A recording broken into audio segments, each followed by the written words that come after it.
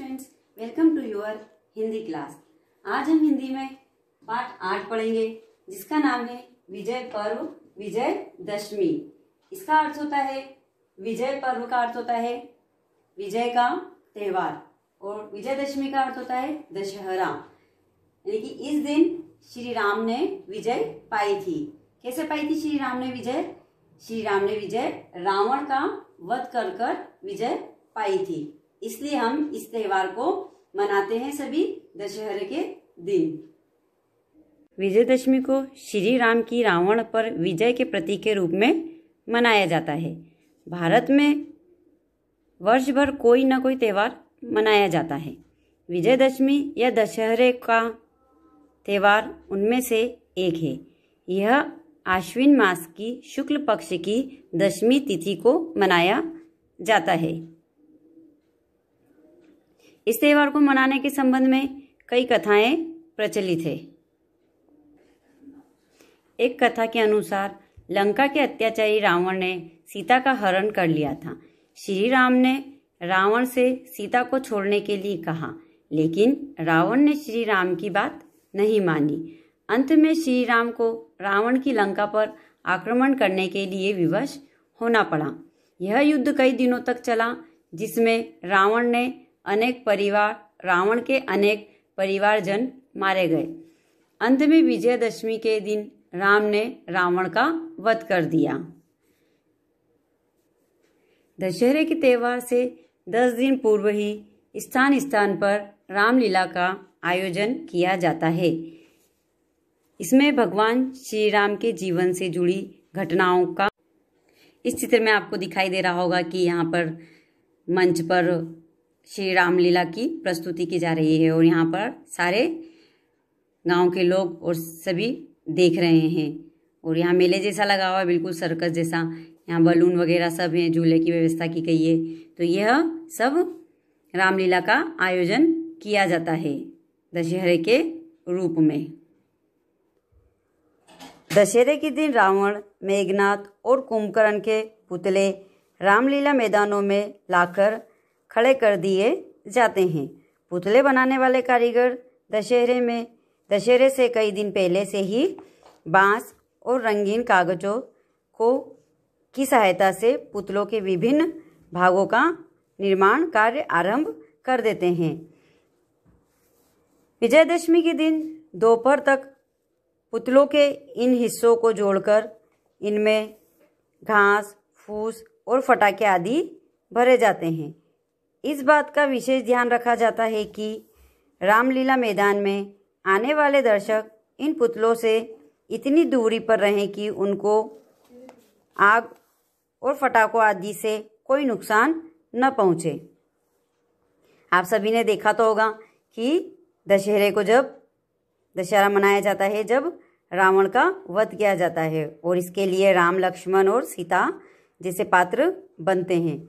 तो शाम के समय श्री राम, हनुमान, लक्ष्मण, रावण आदि पात्र और उनकी सेना के अभिनय करने वाले कलाकार मैदान में घुसकर युद्ध का अभिनय करते हैं और वह वैसा ही ड्रामा करते हैं। जब रामलीला का आयोजन किया जाता है तो इसी तरह का आयोजन पात्र बन बनकर किया जाता है। पहले कुंभकर्ण और मेघनाथ का वध किया जाता है। दर्शक श्री राम का उद्घोष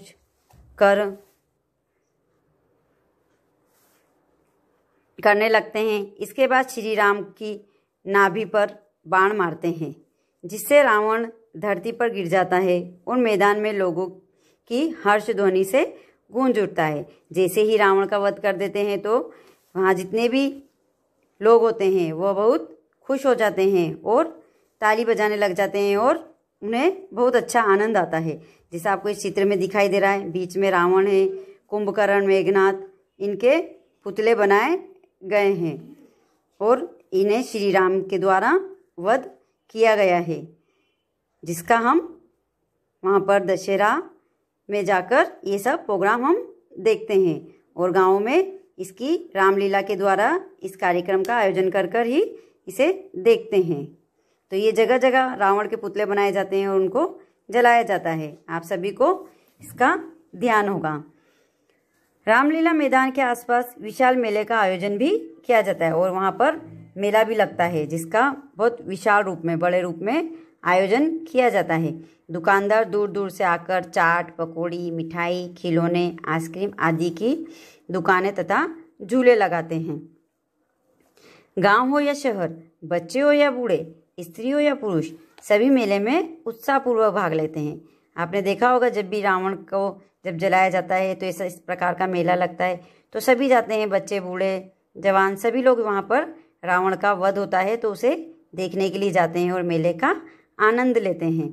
चाट, पकौड़ी आदि की दुकानों पर बड़ी भीड़ लगी होती है और सब इन चीज़ों का आनंद भी उठाते हैं। लोग झूला भी झूलते हैं वहाँ पर। रावण, कुंभकर्ण और मेघनाथ के पुतलों के दहन के पश्चात लोग घर चले जाते हैं। एक अन्य कथा के अनुसार माँ दुर्गा ने शुंभ निशुंभ नामक राक्षसों का संहार करके पृथ्वी पर रहने वाले लोगों को अत्याचारी राक्षसों से मुक्ति दिलाई थी। इसी तरह जिस तरह रावण के वध की एक कथा है, उसी तरह एक कथा और है। वह यह है कि माँ दुर्गा ने शुंभ निशुंभ दो नाम के राक्षस थे जो उनका वध किया था। जो पृथ्वी पर रहने वाले लोगों को वो बहुत परेशान करते थे, जिसके कारण माँ दुर्गा ने उनका वध कर दिया था। अनेक प्रदेशों में, विशेषकर बंगाल में 9 दिनों तक दुर्गा पूजा आयोजित की जाती है। देवी के पांडालों में चहल पहल देखने योग्य होती है। विजयदशमी के दिन दुर्गा की प्रतिमा को श्रद्धा और उल्लास के साथ नदी अथवा समुद्र में विसर्जित किया जाता है। उस समय गाजे बाजे के साथ अबीर गुलाल बिखेरती भारी भीड़ गाती और नृत्य करती हुई चलती है। आपको इस चित्र में दिखाई दे रहा है जैसे कि नवदुर्गे माता जी को विसर्जन के लिए ले जाया जा रहा है और ढोल वगैरह बजाते हुए सब आनंद लेते हुए जा रहे हैं। उत्तर भारत में भी लोग श्रद्धा और विश्वास के साथ नवरात्र का व्रत रखते हैं। 9 दिनों तक मंदिरों तथा घर में दुर्गा माता की विशेष पूजा की जाती है। इन दिनों मंदिरों में विशेष सजावट की जाती है। दशहरे का त्यौहार बुराई पर अच्छाई की विजय का प्रतीक माना जाता है, क्योंकि दशहरे पर श्री राम ने विजय प्राप्त करी थी, इसलिए उस पर्व को विजय का प्रतीक माना जाता है। आप सभी ने अभी अपने भी दशहरा गया होगा तो आपने देखा होगा कि रावण का वध होते हुए देखा होगा। यह इस बात की ओर भी संकेत करता है कि अधर्म अधिक दिनों तक नहीं टिकता है। अधर्म ज़्यादा दिनों तक नहीं टिकता है, उसका एक न एक दिन विनाश हो ही जाता है। इसलिए हमें कभी भी अधर्म के रास्ते पर नहीं चलना चाहिए और हमेशा धर्म का रास्ता ही चुनना चाहिए। तो ये पार्ट मैंने आपको समझा दिया है। तो आप सबने इस पार्ट को अच्छे से सुना भी होगा और समझा भी होगा। तो एक बार आप घर पे बिल्कुल ध्यान से बुक में देखकर अच्छे से रीडिंग करेंगे। फिर मैं आपसे इसके बीच में से क्वेश्चन करूँगी कि आप लोगों ने किस तरह से रीडिंग करी है, तो आपसे पता चली जाएगा मुझे।